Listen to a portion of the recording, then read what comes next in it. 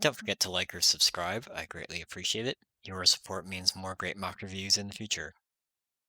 Today I'm going to cover Brickvault's new GR75 medium transport model. This cockroach-shaped ship first appeared in The Empire Strikes Back, the first transport is away, and in subsequent appearances they form a significant part of the original Trilogy era Rebel Starfleet. In doing some research, apparently there's never been a canon explanation of the ship's combat role, but there are some interesting theory videos on YouTube surmising why they show up everywhere when a transport might seem to be out of place. And again, doing some research, the transport was popular with the rebellion due to its massive cargo carrying capacity and small crew, apparently being able to carry 19,000 metric tons of cargo with just a crew of 6, according to Wikipedia. In my reviews, I cover aesthetics, parts issues you might want to look out for, the build experience, the model's integrity, and the conclusion. If you're watching this, I assume you have a general interest in building mocks, you've taken a look at the instructions or are interested in buying them, and I also assume a base level knowledge of Bricklink's ordering system. My disclaimer on this and all my mock reviews is that I only use genuine Lego bricks. I always purchase the instructions for myself for my own personal enjoyment and in the hopes that my advice will make your experience more enjoyable and less expensive.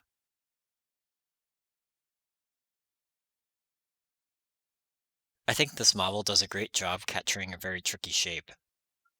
At this scale, it's extremely difficult to create the gentle curve over the approximately 16 stud width. There's a large number of 3x1 and 3x2 curved pieces for the main shell, with an assortment of others to fill out the exterior.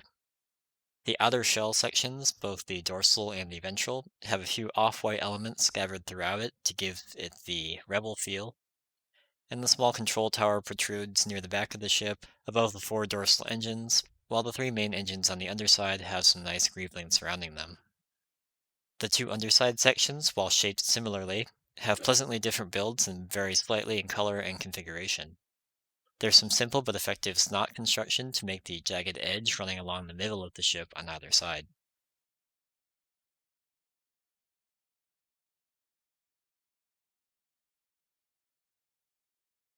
Stripped of most of the cargo pods, you can see the underside of the transport is just a series of, from what I can tell, randomly arranged mounting points. And the model also has 4 landing pads that don't have a lot of play, but you can rotate them somewhat out of the way if you don't like to build the included stand.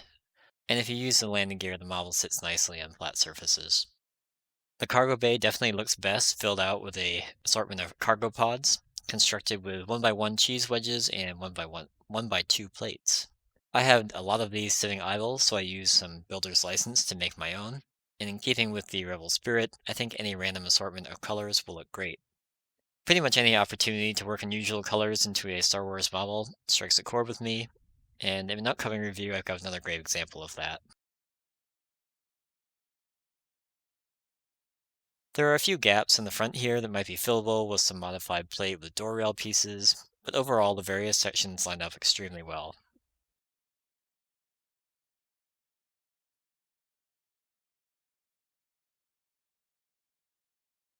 Overall, in my opinion, the designer did a great job with this one. It's at a scale large enough to make you want to look at it more closely, and it's one of those unusual models that you actually want to see both the top and the bottom.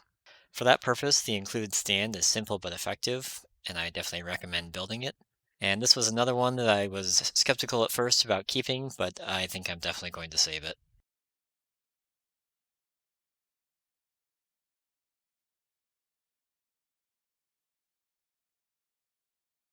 The parts list specifies 190 unique elements and 1,410 pieces.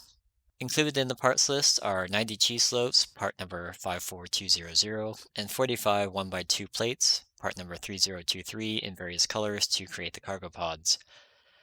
Like I said in the aesthetics section, if you've got spare cheese slopes and 1x2 plates lying around, I recommend using those to customize your cargo bay's look and save some money. You can definitely fit more than the 45 specified by squeezing others into various locations on the underside, or by using different shapes. I think I crammed a total of 52, and I probably could have fit a couple of more if I wanted to. My point is, you don't need to be beholden to the color combinations in the parts list, but those certainly look good as well. Also, as a general observation, I really wish Brickvault and other mock designers would start notating certain parts that are entirely hidden and can therefore be any color. This model in particular has a ton of pieces you simply won't see in the finished build. I will identify a few of the specific ones as we go through this section. The slope curved 1x1 double, part 49307, has 35 white and 1 light bluish gray specified. The 1 light bluish gray part can easily be white, or more of the whites can be light bluish gray.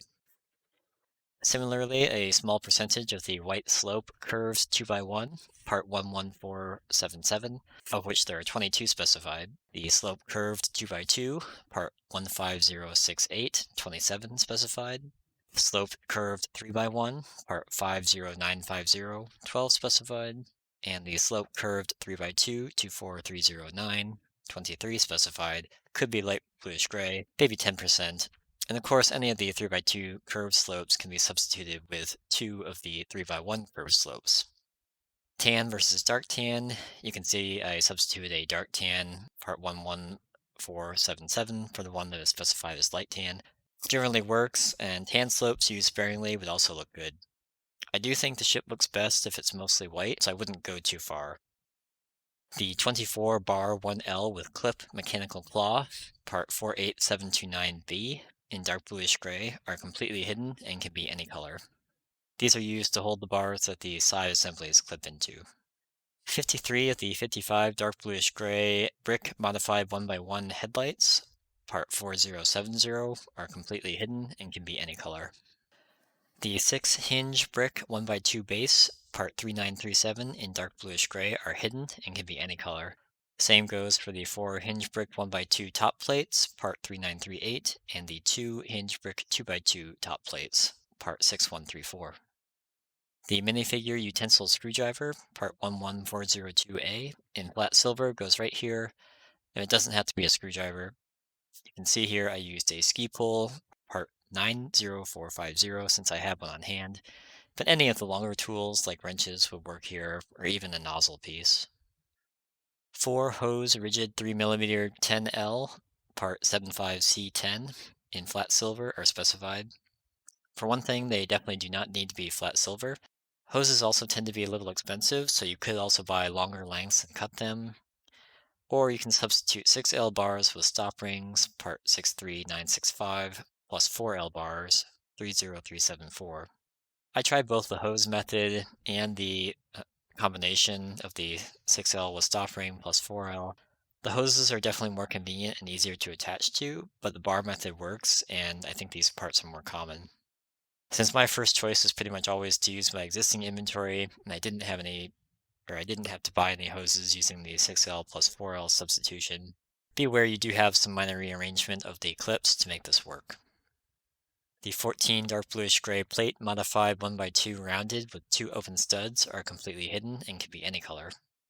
I substituted trans dark blue plate round 1x1s for the trans light blue, which creates the engine glow. I think it looks okay. I do think the trans light blue would look better, but it's what I have on hand. The 56 dark bluish gray plate round 1x1, part 4073, are used to create the mounting points for the cargo pods. Light bluish gray will work fine, but for whatever reason I had flat silver, which also works well. They're mostly covered up, so even black would be okay.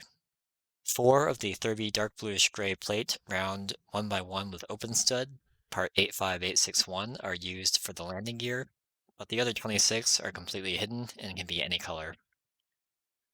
The 4 that are visible could be substituted with light bluish gray if you have those handy. The white boat studs, part 2654, are used to strengthen some of these connections here, and they work well in trans clear. The 2 light bluish gray boat studs are completely hidden and can be any color. Lastly, I mentioned a number of specific parts that don't have to be the specified color, but in closing out a rather extensive part section, I'll note that basically any of the dark bluish gray plates, bricks, tiles, and brackets up to step 32 are nearly entirely hidden in the final product. Any close color substitute, light bluish gray or black, you're pretty much guaranteed to be fine. A louder color like red or green or blue might be visible, but the underside is so crowded from the cargo pods it's not going to be that noticeable. The build experience is reasonably straightforward, with only a couple of minor issues. It's not up until step 39 when the engines go on that you really have a sense for where the top of the model will be, which is kind of fun. There's almost no technique to be found in this model. The parts to be added are highlighted with a red outline in each step, which is very helpful, as there are some photos showing how different assemblies should go on or which parts should be flush. Speaking of that, I was really impressed with how the major subassemblies fit together as a whole. It's not often obvious where the connections between the subassemblies are, and the angles, especially in this section about two-thirds of the way towards the rear, come together really nicely.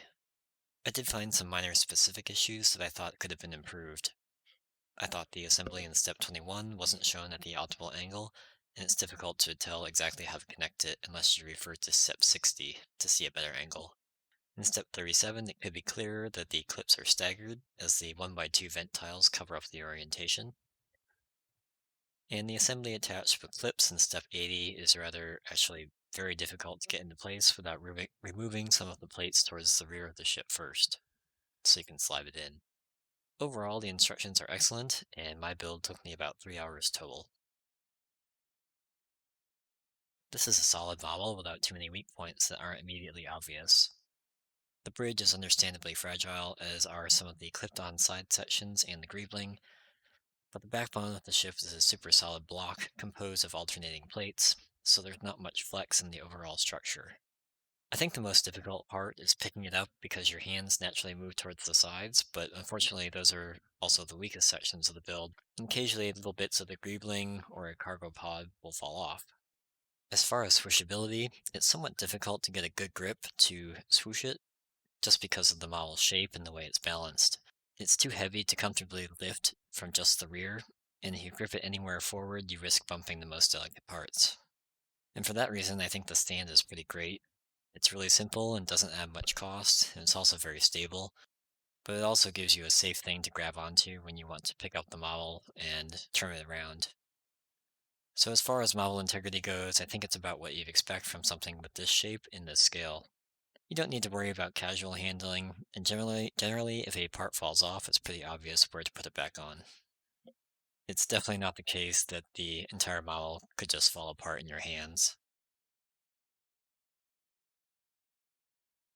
I liked this model a lot more than I thought I would, and keep in mind I thought it was interesting enough to begin with to buy a lot of pieces I didn't have on hand. It's a fun build, and we've never gotten a GR75 from LEGO, so this fills that gap rather nicely. There's plenty of room for customization and color substitutions to bring the cost down as well. Speaking of cost, I ran Brickling's algorithm a couple of times and got estimates mostly hovering right around the $160 mark before shipping and taxes. I highly recommend purchasing the instructions and going through your spares pile first with my tips from the parts section as far as substitutions go, as you'll likely see those estimates reduced significantly. The GR75 instructions are available from BrickVault, and they cost $12.99. Thanks as always for spending some of your time watching my review of BrickVault's GR75 Medium Transport. If you've built this model, have something to share that I left out, or have a question I didn't cover, please leave them below in the comments.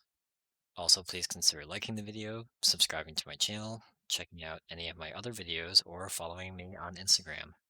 I hope to see you back next time.